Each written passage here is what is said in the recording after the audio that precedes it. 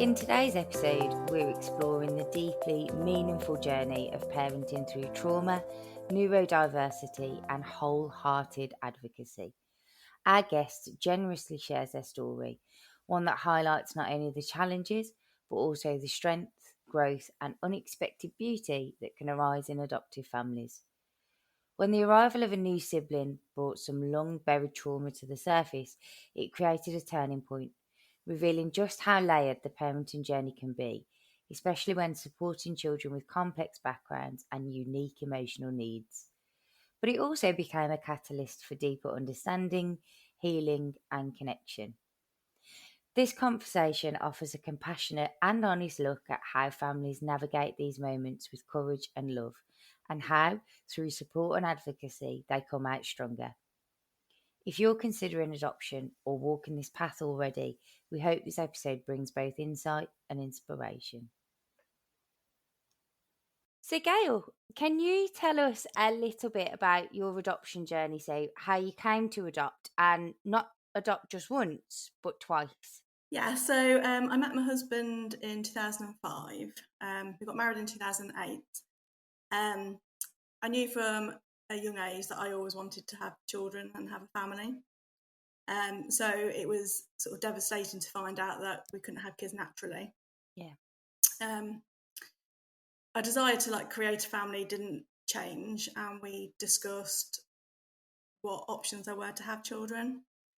And we came to sort of the conclusion that morally and ethically, it felt that adoption was the right path rather than fertility treatment, because, the amount of children that are out there that need sort of forever homes. So that's how we kind of came to the point of deciding to adopt, really, because I couldn't imagine my life without children in it. So I think it was about in 2014 when we filled out the expression of interest form for the local authority. And then things moved quite swiftly after that, really. So we started the adoption process. Went into stage 1. Everything moved along speedily. It's very busy, isn't it? Stage 1's very busy with just doing paperwork. So I think it was a time where I was quite occupied. I'm quite a list-focused person, so that really I get helped. that. To be able to tick off things as we were going along. And that when everything came back and it all, I think it sort of kept a time frame really for us.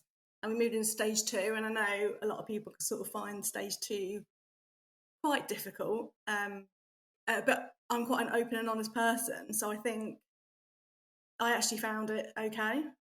I didn't mind talking about every aspect of my life. I like under that. a microscope, but Yeah.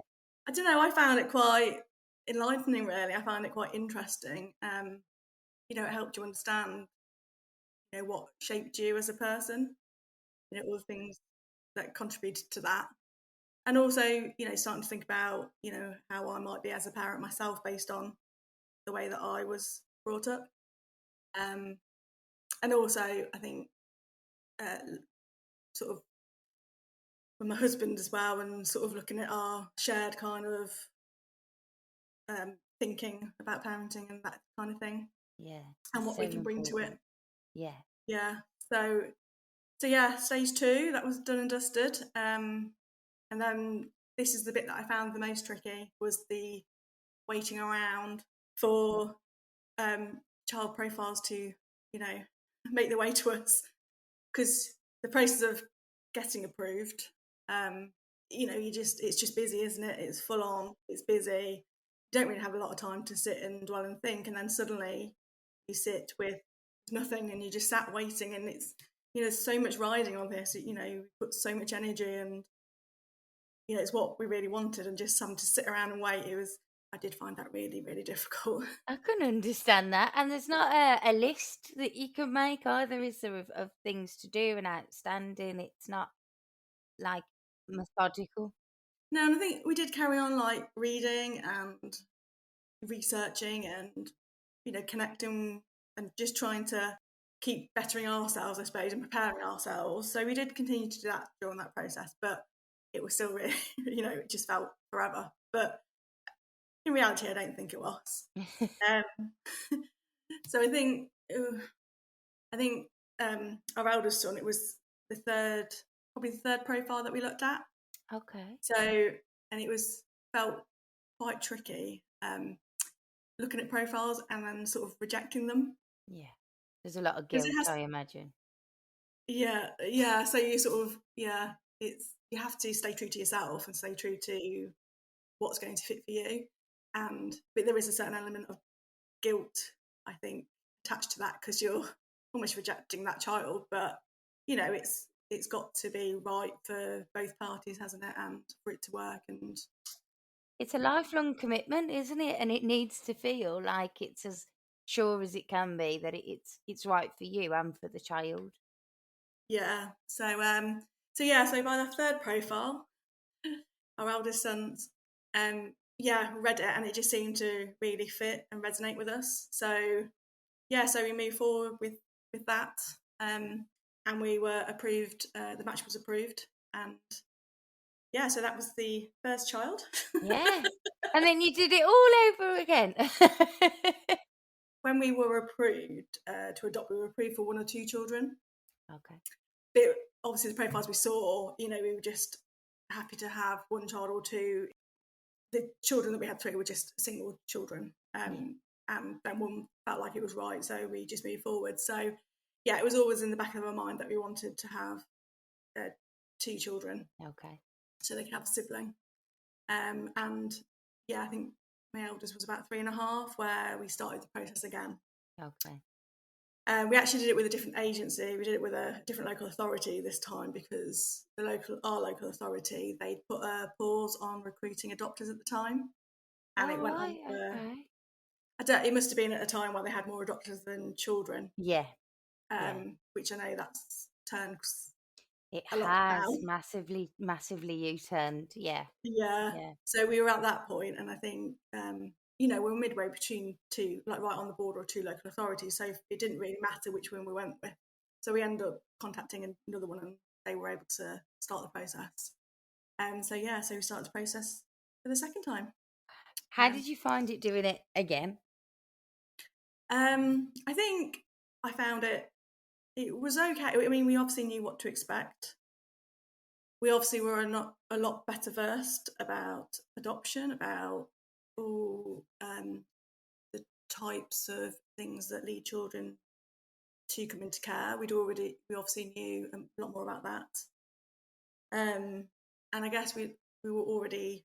I mean, the thing about adopting for the first time, you are learning a lot in theory, and it's completely different when you've actually got a child in your home. It's Yeah. completely different. What you can imagine it to be, even in the worst case scenario, sometimes it's just not a true reflection of what it's actually like. So I think you've obviously got all that experience on board. So the process itself, it was a lot longer the second time. It took about 20 months, start to finish. But I guess it was frustrating in some senses. But I already had another child to look after, and there wasn't such a need or want to have the child the first time. I understand that. If Yeah. Yeah. it's so I think it didn't need to move fast, Because you were because occupied, you were busy. yeah, exactly. So I found it okay, the process, I think. Yeah. And I suppose the matching bit really was a little bit different in that you're now matching to your son as well as you as a couple. You trying to consider what's right for him too, aren't you? I guess. Yes, absolutely. So I think more work could have been done with him through the process, not from our part, but I think that was something that was lacking potentially in preparing him a bit more. We obviously prepared him best that we could. We obviously wanted a child there was going to be an age gap, and because it took so long, there was definitely an age gap. Yeah. So our second child, I think our eldest child, was just over 5 when youngest child was placed, and he was 19 months when he was placed. So there's about 3.5 year age gap between. But I think, that was fine. It works. And it is what it is. Yeah. Yeah. And whatever age, I'm sure there's going to be the standard sibling rivalry and Yes, sibling rivalry. that might be a whole new podcast episode, really, Gail. Possibly. I guess it'd be really helpful to know, not your motivation, because you kind of touched on that, but did your expectations shift at all between your first and second adoption? Yeah, I mean, I suppose we obviously had a better idea of what to expect the second time. Not that any two children are the same, but there are some themes that are similar in both. So, and I think the first time you go in a bit, not blind, but like I said, it's until they're in your home and you're putting that theory into practice and understanding it on a practical level, it makes it, it's real, and you can never prepare yourself for that fully. Yeah, like you touched on, we obviously had to consider our son as part of our family, not just ourselves. And I think I did, the first time around, I did place more pressure on myself, not to be a perfect family, but just didn't want to get things wrong. It felt, they'd already been through so much that you wanted to make it as good as you could do for them. And I think, by the time, and I think I had some family values from when I grew up that I would really have loved to have, introduced into our family. But by the time we adopted a second time, it was clear that I had to let some of those go. So I think it's adapting your expectations, I suppose, about what you thought family life might look like and actually what it does in reality. And that's okay. It's okay that you're not going to sit around a table every night and talk to each other. That's okay. It's okay to sit on the tablets at the table because it stops them fighting. And for me, it's absolutely fine. But these are things that I never thought I would do. Allow and But do, yeah. yeah, but you do what's right for them, and what's right for the family. So I think it's not putting too much pressure on yourself and not being able to let those things go, which you thought were really, instrumental in what family life looked like. I think I sort of also took less notice about what other people thought. So I think the first time around, you're the first time parent. I think anybody gets that way. You think you're sort of judged and how you parent and the things that you do. But I think by the time the second time came around, it was just, we just need to do us. The way we need to do to suit the needs of our children, and what other people think, it doesn't matter. Let them think what they want to think, but this is right for us. The first time round, I expected challenges, and we have been through some challenges, but I definitely was not prepared for the extent of the challenges that occurred once the second child was placed. Although I thought I was prepared, and nothing could prepare me for that. So yes, so there is quite a lot of differences between the first time versus the second time, and yeah, and I think some really important messages really that you've pulled out there about all of the messages and the values that we bring to parenting from being parented. You might have to kind of put those to the side for your children, and it takes a lot of strength, but to think I am going to block out the noise from the outside world because I'm doing what's right for my family.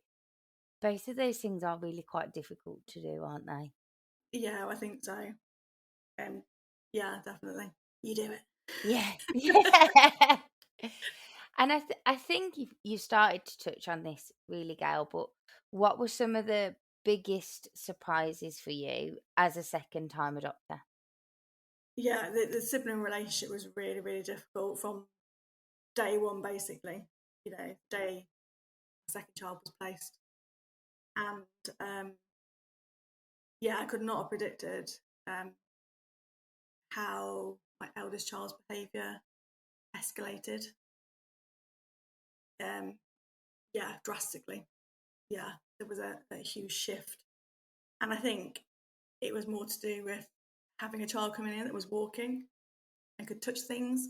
If you think about a birth family where, a second child is born, and yes, they can take attention away and might cry and this, that, and the other, but they can't touch your things. They can't.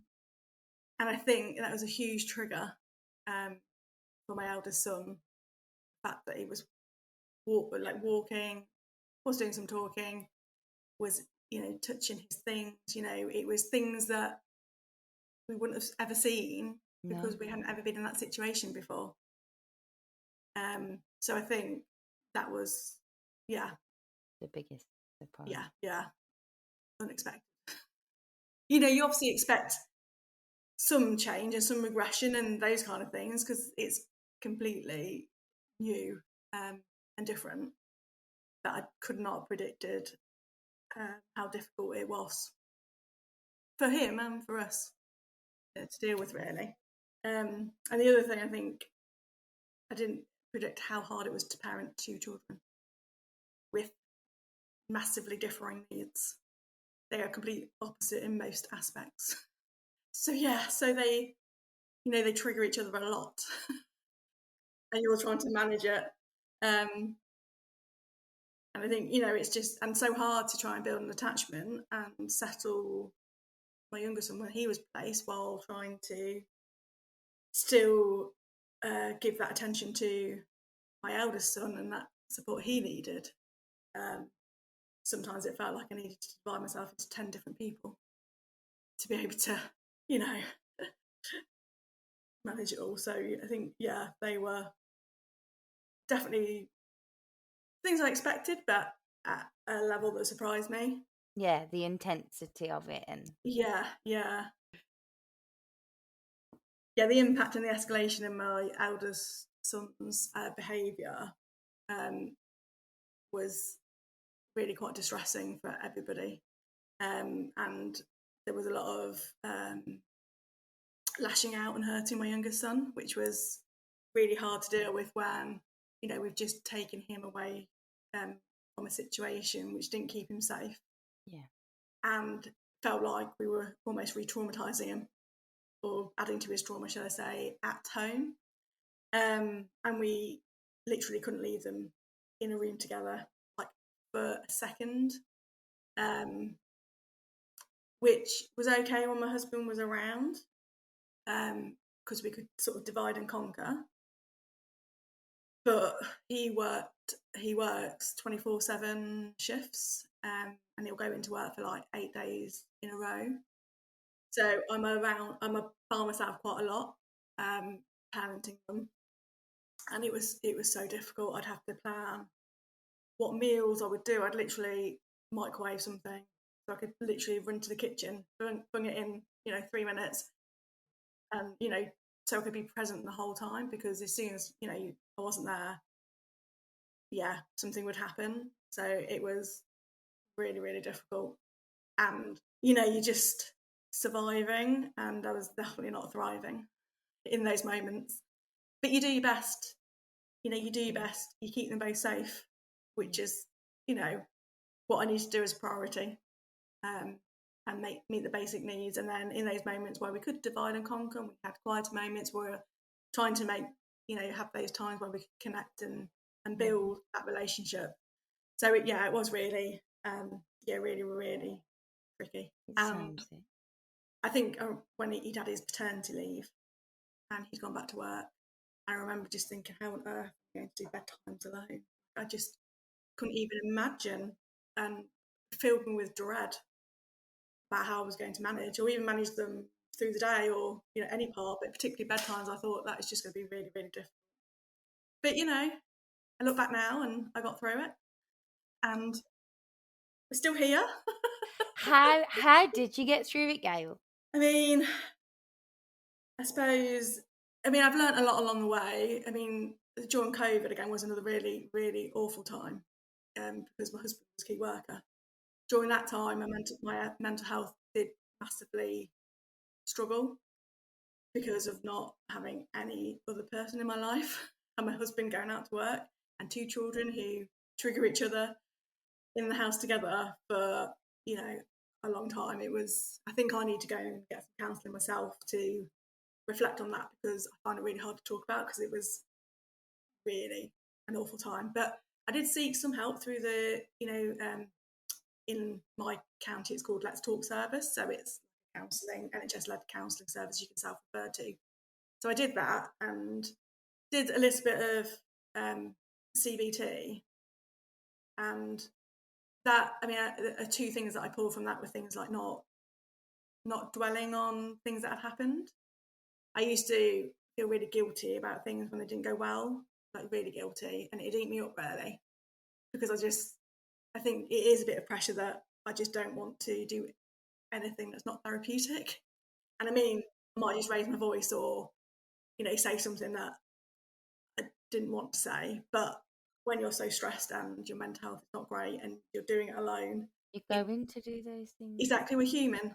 And I think letting go of those feelings and knowing it doesn't have to be perfect.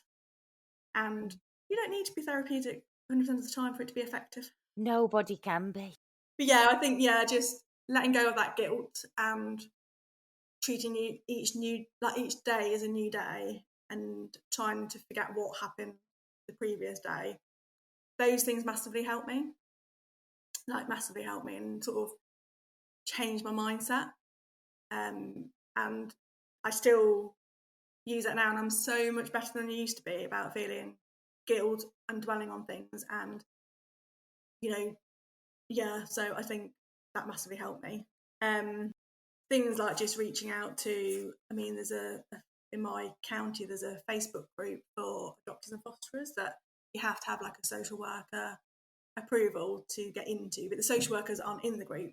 They just have to, the admins of the group have to touch base with social services to make sure you're who you are. That was that still is. It's a massive support. If you've got any questions, that somebody's been through something similar, somebody's got advice to offer, somebody can direct you to where you need to go. So knowing that people are in your situation, you're not alone, although it doesn't change the situation, at least you're not the only one going through it, because it's really hard. Isolated. Yeah, when you talk to people that have got birth children, they talk about sibling rivalry, and I'm like, oof. It's not the same. Yeah, and you don't want to dismiss what they're saying, but nobody can understand anybody else's life unless they're in it, and that's the same for me with other people. It is true. But so there's this element of speaking to other people that are adopters who really get it, and really understand, etc. I think also to try and stay positive, I think you've got to celebrate those small wins, those even tiniest moments. But if it's a positive, it's a step going in the right direction. And I think a lot of the time I used to reflect back on their stories, their early life, and that would give me some grounding. And sometimes I think you need to reread things just to keep it fresh in your mind, because you can sometimes lose sight of that when you're in the thick of it. And I think it redirected me again and brought me back to a place of not that I didn't understand and didn't have that in the back of my mind, but it just was fresh and gave you a new lease of life in terms of getting back on track and things. See anything else? Yeah, I think also looking at where you've come from and where you are now, because there are so many ups and downs along the way, and you've got to look at that. There is going to be a general upwards trajectory, and when you're in the moment, again, you lose sight of that, and you just feel the downs massively, and the ups feel few and far between sometimes.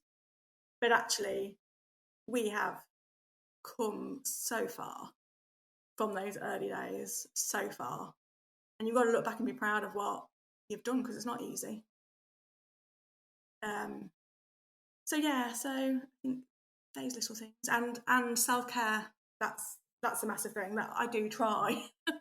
When you get chance. Yeah. Yeah, but we're very good at supporting each other, and allowing ourselves to go off and do things for self-care. And in the early days, it was really tricky for me to give my husband time to do things by himself when he's already at work and leave me to it most of the time. And that was difficult. But we're in a place now where, we can manage. Most of the time, we have massive moments still. Don't get me wrong, life is really difficult. But I mean, we've developed as people, and they've come on so far as well. Kids have. Moments of self-care. Sometimes I'll go away and I'll walk through the door and it'll be like I've never been away, even if I'm away for overnight, because you walk in and somebody's shouting already. You're like, but we try. And I'm not very I'm good at arranging to go out for coffees, meeting people, and overnight.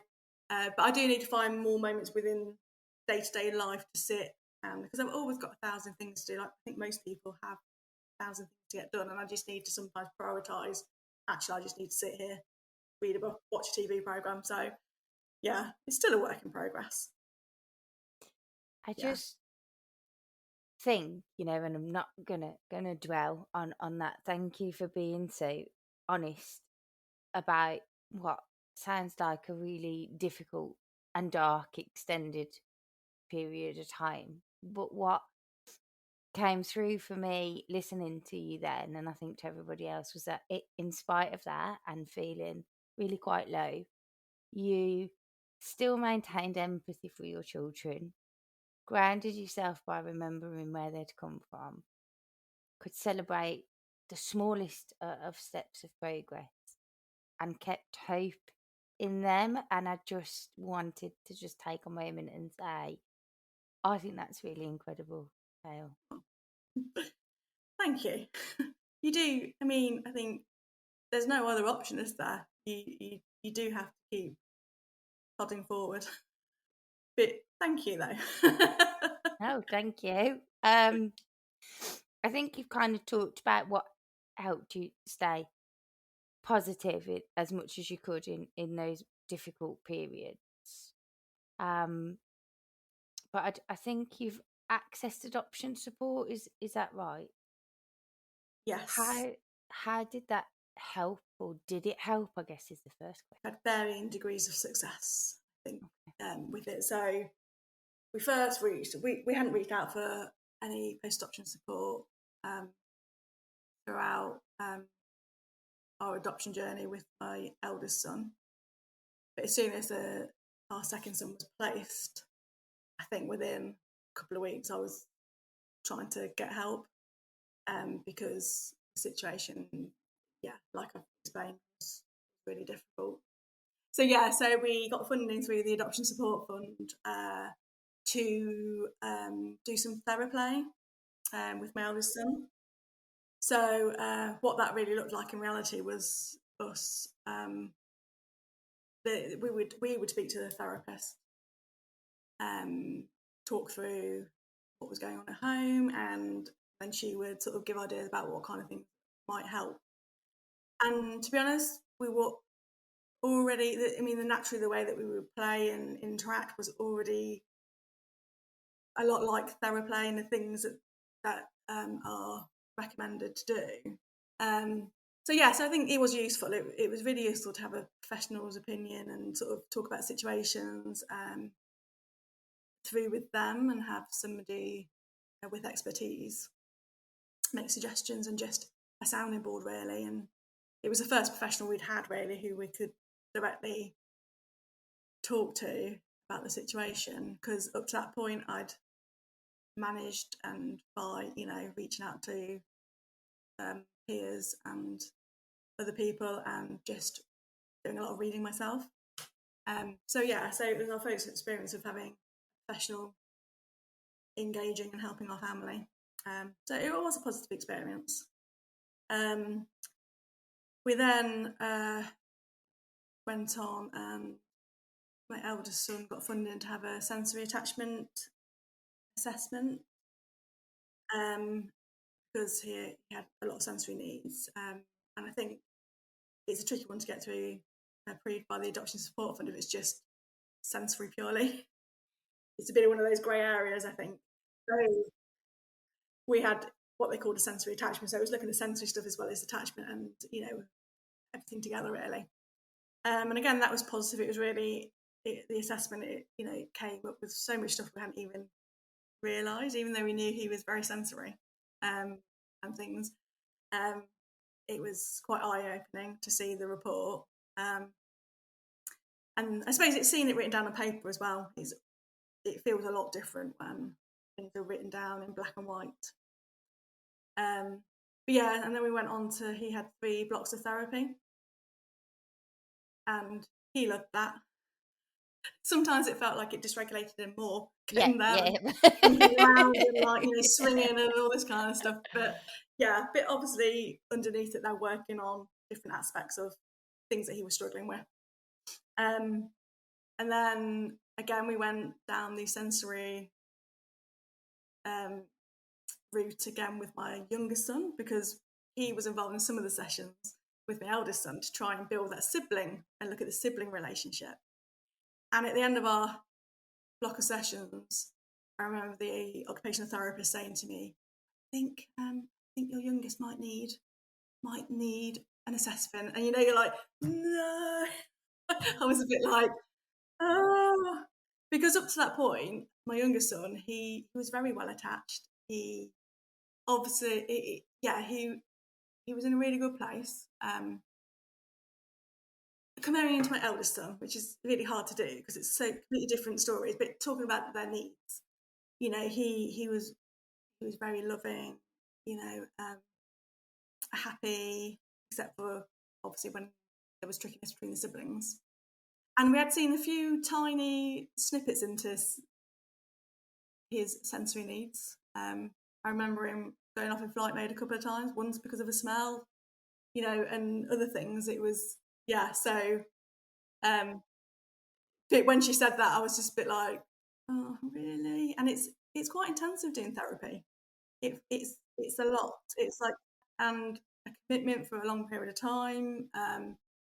And where we had to go was about a 40-minute drive away. So wow, that takes like 2 hours out of your day travelling. Yeah. So every week it did feel quite a lot, but it's important and you sort of do it. And so when she said that, I was a bit like, oh, I just kind of needed a break. I need a break. But no, we did it, and actually, it was really useful. We did a block of therapy with him as well, and then we have used them a lot. And then we've also, my eldest son, despite years of therapeutic parenting, all the therapies he's had, and things, it never felt we were making much progress. And we ended up getting funding to do a full psychological assessment, and then did some DDP afterwards. And then currently they've just both got approved to have some play therapy, which they've never had play therapy. And I think we are at a point where I think it'd be really useful for them to process things, understand things. And my eldest son is not good, not great at being able to express himself, understand his emotions, and so I think for him, certainly it's a thing to try and to see whether that, doing therapy through play, that can help him, go forward. And then my youngest, he does go into survival mode a lot at school, to fight mode, and for him, I feel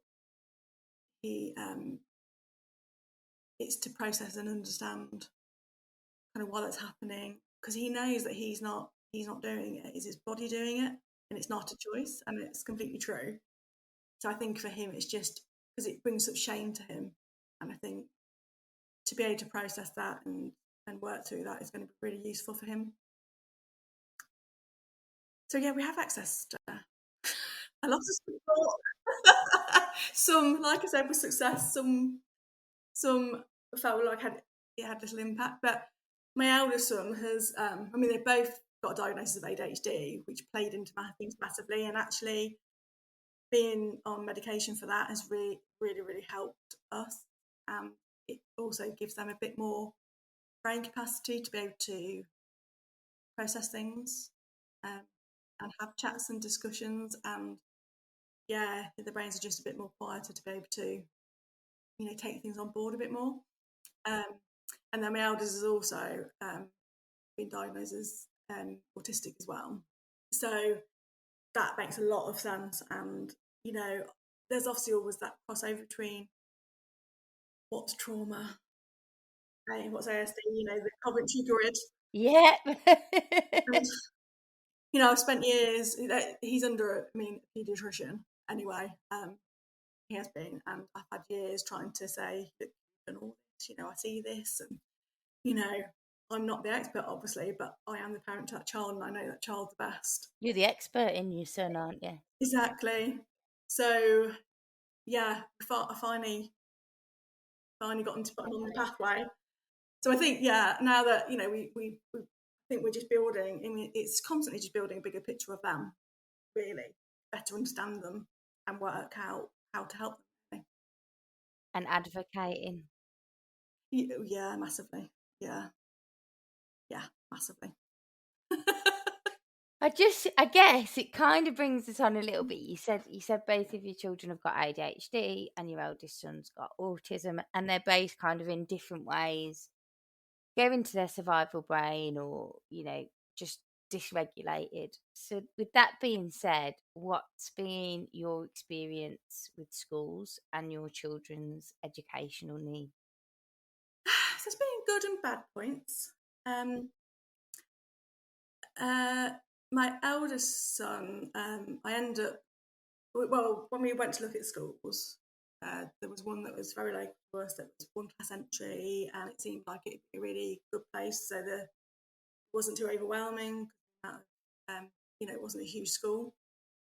And as we sort of progressed there, it kind of became apparent that they might have some understanding of trauma. But my son is a masker everywhere but home. So he is compliant. He will look happy. There were a couple of moments, don't get me wrong, but on the whole, he just gets on. And yeah, he wants to feel safe, so he's happy, compliant, and Under the make sure he keeps radar, those really. adults, and keeps those adults close to him. Yeah. And they didn't really ever recognise the difference in my child between home and school, and that actually there's more going on. There are things going on, but he just doesn't display it in school. And I'd bring in information from the local authority, the things that virtual schools could offer, that kind of thing, but it never really took me up on it.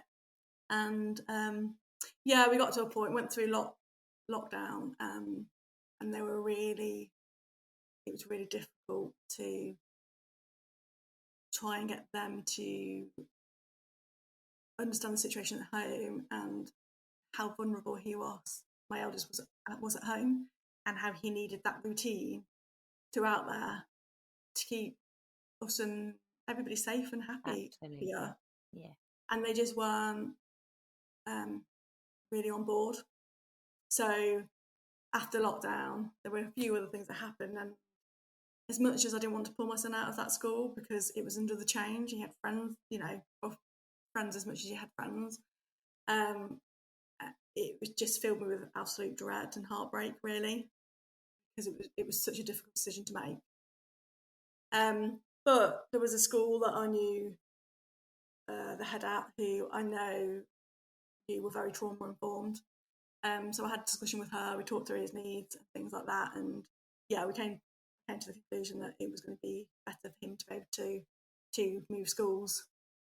That being said, yeah, they are great, they are very trauma informed, but they're a very small school and they are limited, like all schools are, in terms of staffing and things like that. They were very understanding of his masking. I'm very good at having conversations about things that were going on at home, and can you just, he says he's very anxious about doing this, can you check in with him? There was an open conversation there, open communication. But because he masked, I always believed that we would never get any HCP for him. But I have ended up applying this year, did a parental request for an EHCP.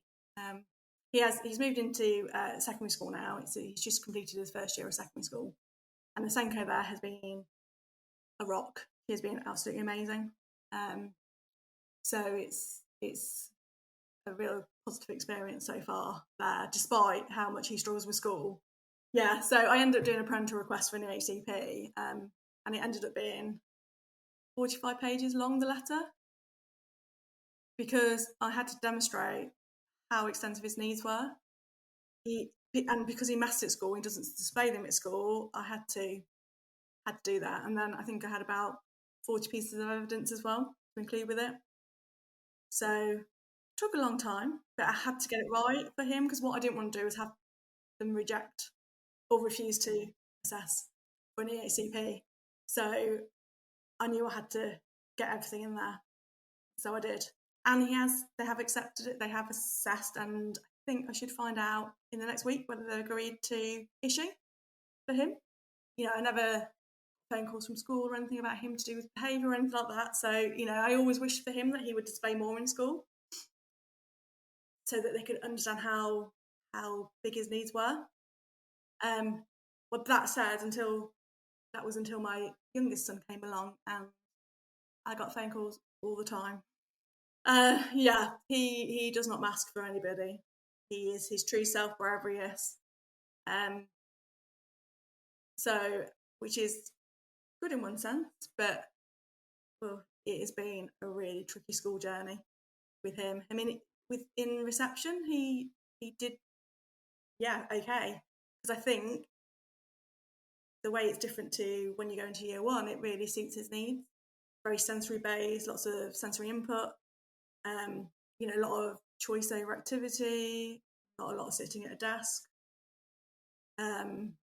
Not actually a lot of time spent doing work, like actual work. So that obviously suited him a lot. And then we moved into year one, and then it was a real shock how much he changed. And I don't know whether it was because it did feel like it started happening in the summer before year one. So I don't know whether there was some sort of something in the brain that shifted, or I don't know. But it feels like it was a combination of something to do with his brain and the actual environment at school. Mm-hmm. Yeah, and then things really escalated from there. Really, they'd have to evacuate whole classrooms because he'd be throwing desks and chairs, ripping off walls. We quickly had a risk assessment in place, so like a positive handling plan.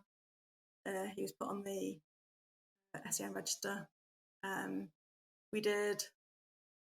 I mean, they were quite shocked, and it came across as they were treating him as a child that hadn't suffered trauma.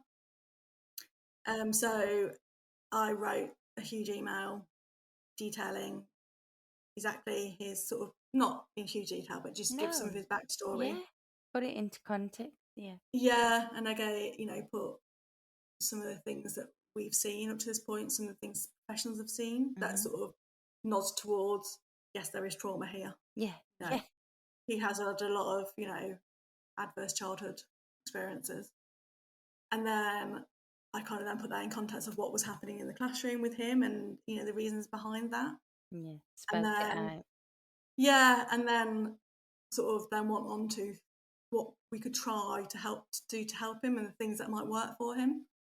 So, and they did really appreciate that. And actually, I think it made them reflect and think, because they were seeing him as a child when he was in reception to the child he'd then become. So I think they needed to hear that as well. So yeah. So from that point forward, it was really, it's been a difficult journey for him, and they agreed to put in for a request for a EHCP. The school did back in November 23. It just got delayed. Just didn't do it. I offered to do it, and they said about a year ago I offered to do it, and they said it wouldn't make a difference.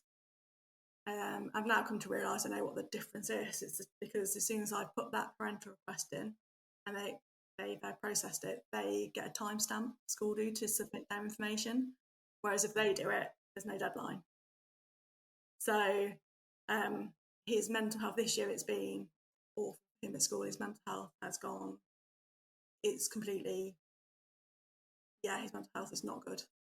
It's dipped really, really far, and I'm frustrated that I didn't do the parental request last year, but I was in a less of a informed position at that point. And he's a changed child really at home. He doesn't want to do the things that he used to do. He's dropped out of gymnastics, which he loved. He likes going swimming lessons, but he's just so burnt out from school that on an evening he just comes home and just sits around and just has to sort of wind down, chill and wind down, and prepare for the next day. Yeah, so it has been really, really difficult, and we've had a fixed term exclusion this year. For him, every day we can't get him into his uniform. It's a battle every day to get him to get to school, and it's heartbreaking, really. So, yeah, I put my parental request in for him. It got accepted, and they assessed, and they agreed to issue, and that's when the next battle started.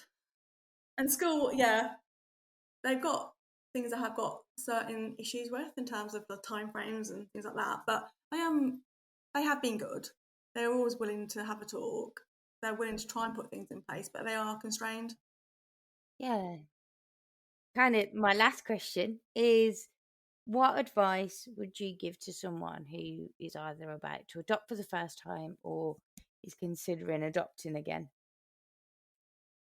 I think sort of preparing yourself as much as you can. Reading, talking to other adopters, connecting with people. Just inform yourself as much as you can, because at least if you've got the theory there, when you're seeing things in practice, you might be like, oh, right, okay, that might be because of that. Or I'll go away and read about that. I think, sort of preparing and it's hard when you're just learning theory. It's hard. But things will stick with you and you'll remember things. And when things happen, it will jog your memory. You'll think, oh, that makes sense.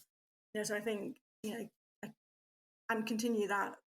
I have a continual learning journey. Is always something I'm reading about or trying to understand, or that kind of thing. So it's been a continual kind of learning experience, really, from the moment we decided we were going to adopt. And for me, I think having information, I'm a scientist. That's what I don't do that now, but that's I am that kind of person. Like, I do like to read, I absorb the information, and I like to understand. So that is helpful for me, gives me some control over the situation as well. I think that I can go away and actually, I can better myself. I can have a read and see if I can understand this better. Because ultimately, you just want to make yourself the best version of yourself to help them as much as you can. Yeah, and to be the best version of them that they can. Yes. Yeah.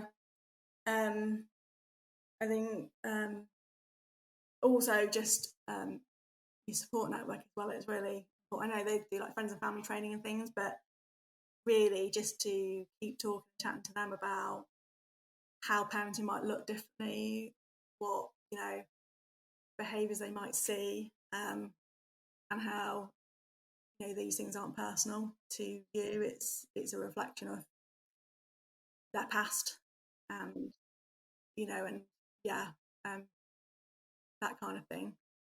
And I suppose in some ways, like I've touched on, it's like preparing to be judged by other people. And it's like, it just looks very different in our house. You know, we follow sort of natural and logical consequences. You know, we do have very strict boundaries, and actually without boundaries, we would be in a much worse place. So the children do need to know what's expected, what to expect, you know, and, you know, what the rules are. And yeah, but we do certainly, you know, I'd never, you know, take away a toy because, you know, X, Y, and Z had happened. So yeah, so I think that's hard for people, you know, they think of traditional parenting, you know, but you're grounded because you did X, Y, and Z, or get no TV for a week because you did X, Y, and Z. You know, it just looks very different. And I think especially for the older generation, it's sometimes quite hard to get their head round. Yeah, and I think, like I've touched on as well, is just not beat yourself up for things that don't go quite right or how you wanted them to go, and don't dwell on it. Always look at the bigger picture, and I'm sure everybody will have positive moments they can reflect on, to keep them going, really. A huge thank you to Gail, and thanks to you for joining us for this honest and deeply moving conversation. Parenting, especially in the context of adoption, trauma, and neurodiversity, is rarely simple. It can bring moments of deep joy, but also times of uncertainty, overwhelm, and self doubt. Gail's story reminds us that even in the hardest moments, there is always room for healing, connection, and hope. What stands out in Gail's journey is not just her resilience, but the power of the support around her. With the help of the ASGSF, she was able to find her footing, and just as importantly, she connected with other adopters who truly understood her experiences. In that community, she found solidarity, encouragement, and a reminder that she was never alone. Through it all, her passion for her children, her fierce advocacy, and her unwavering belief in their potential have shone through. Her story is a testament to the strength that can grow from vulnerability and to the difference that support, both professional and peer, can make. If you are on a similar path or you're thinking about starting one, please know that support is here for you too.